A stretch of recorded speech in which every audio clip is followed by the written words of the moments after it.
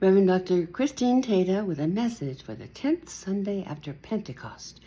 And this one I am calling Tough Lessons, Tough Love. But we begin with the gospel reading from Luke in the 12th chapter, 49 through 56. Jesus is preaching, and he says this: I have come to send fire upon the earth, and wish that it were already kindled. But I have a baptism to be baptized with, and how pressed I am until it is accomplished. Do you suppose that I have come to give peace on earth? No, I tell you, but rather division. For there will be from now on 5 divided in one house, 3 against 2, and 2 against 3.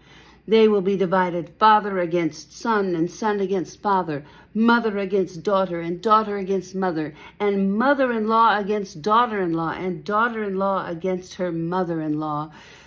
Then he said to the crowd, when you see a cloud rise out of the west, immediately you say, a shower is coming, and so it is. And when a south wind blows, you say, there will be heat, and so it happens.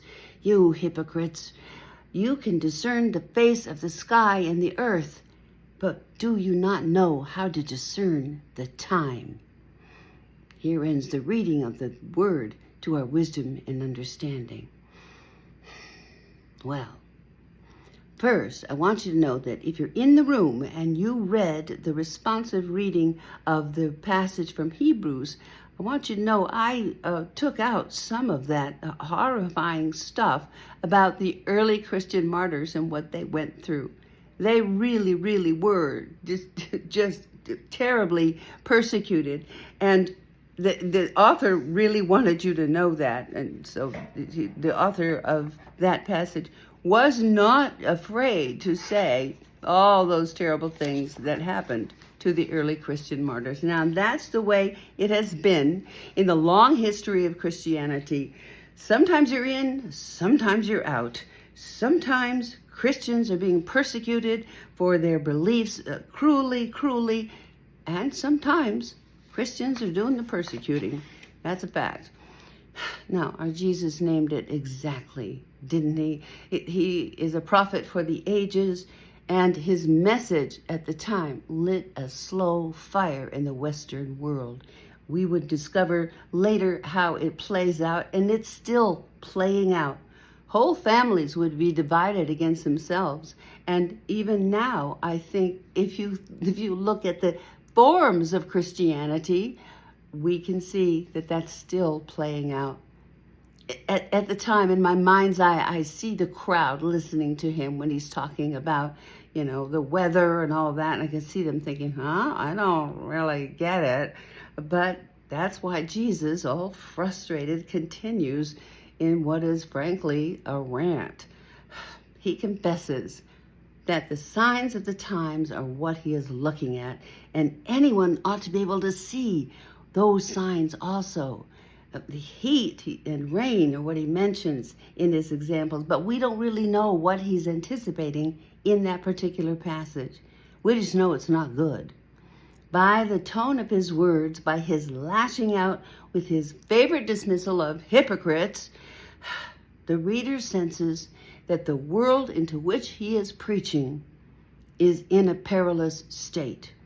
And Jesus is just frustrated that others cannot see it. Now, you know something of my story. Little kid, unchurched, growing up in a very churchy atmosphere. I had a few embarrassing and unhappy moments, but I was certainly not persecuted the way the early Christians were. Nobody, sawed me in half or anything like that. And my parents had friends. We all played on the block, so it was just a little bit odd being me at the time, but that was all right. But it did seem to leave me on one side and the other kids with Jesus on their side. And I always thought that Jesus was supposed to love all the little children, all the little children in the world. And it always seemed strange to me. Later, I learned that they had white Jesus. They didn't even know about brown Jesus.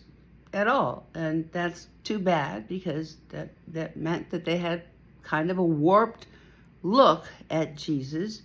But you know the rest of anybody that was out. And I learned about the Jesus who turned over the tables when I was in middle school. And I thought, oh, that's a Jesus I could get with. Jesus the hero. Give me that guy. Give me Jesus, tough Jesus. That's who I wanted at the time. So in my lifetime and in our lifetimes, has Jesus been warning us? I wonder, as I think back, have I been missing the warning? I think Jesus has been, because prophets like Jesus, resurrected prophets, will come back. They will return and give special warnings to people who are ready to hear. Has a cloud been rising in the west? Well, let's think about it. Some of us might be worried about the rise of Christian nationalism. That's fair. It's disturbing. I've learned that Christian nationalists don't call themselves Christian nationalists very much at all. That's what other people call them. They just call themselves Christian. And others of us might be worried about reactionary politics right now. And that's real too. They're taking a lot of steps that are concerning for many of us. What I've decided, though, that Jesus' warnings these days have to do more about what he talked a lot about, which was money. Yeah, Jesus wisely predicted a lot of things would divide families. And I think that what he means about that we should worry about, that what is behind the worst parts of reactionary politics and Christian nationalism is predatory capitalism. I hate to talk about those things in a sermon because it sounds too political. But to me, predatory capitalism only means the strong preying on the weak. That's what that means. And so if there's anything that my tough Jesus never liked, it's the strong preying on the weak. And we have that right now. We have that, and it's sucking a whole generation dry. It's got people thinking it's their fault they can't get ahead. It's not their fault. It's not. Right now, the game is rigged, and that's just a fact. Much of my generation, you folk, if your house is paid for, thank God, good for you. But you can never move. You understand that, don't you? That's another reason to be wary about predatory capitalism. And in the meantime, in order for us to feel okay about that situation, the strong preying on the weak, we have media to make us all feel really good all the time. And that's okay, except you know what else it's really affecting? Church attendance. Yeah, it really is. So there's that. Anyway, all of that for me to say, I look at Jesus now and I read his warnings, the passages like this one where he's pretty strong and he's stern and he says, hey, this, look out for that. And I think he's warning us now. And not for nothing, I'm still that little unchurched kid who believed in tough Jesus on her own, who later went on to seminary because I didn't want the decent, inclusive, liberal churches to close. I wanted to be sure that there was a place in them for people like me who didn't have a lifetime of, United Methodist stuff, who were fresh and needed a place to come. So I went because that's what I wanted to do, was be a welcome to people like that. Anyway, if Jesus wants to sow division again, I'm there for it. Just lead me to the fight, and I will gather up some others, and we'll be sure we're on Jesus' side. Jesus teaches tough lessons, not the least of which is the radical demonstration of going to the cross. That's a pretty tough lesson for us to witness. He's a good teacher, but he probably couldn't get hired at any school today. He never filed a lesson plan. He comes to work, but then he'll disappear for 3 days at a time. He calls his students names. Surely some of the parents would complain. He has co-ed lessons even when he's not supposed to.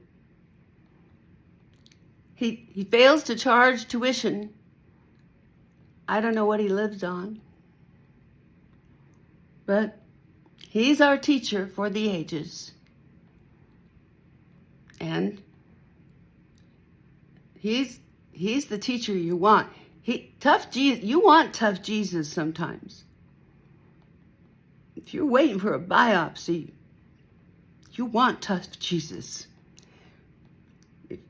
If you're up against the irrational, you want tough Jesus. If you're not sure how your life is going to go, tough Jesus is who you want. If you are sure how your life is going to go and it's not going to be good, you definitely want tough Jesus.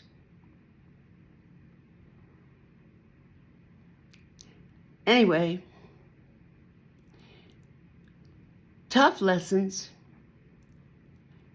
tough love. That's what we get in our walk with tough Jesus. And so, let anyone with ears to hear listen. Amen.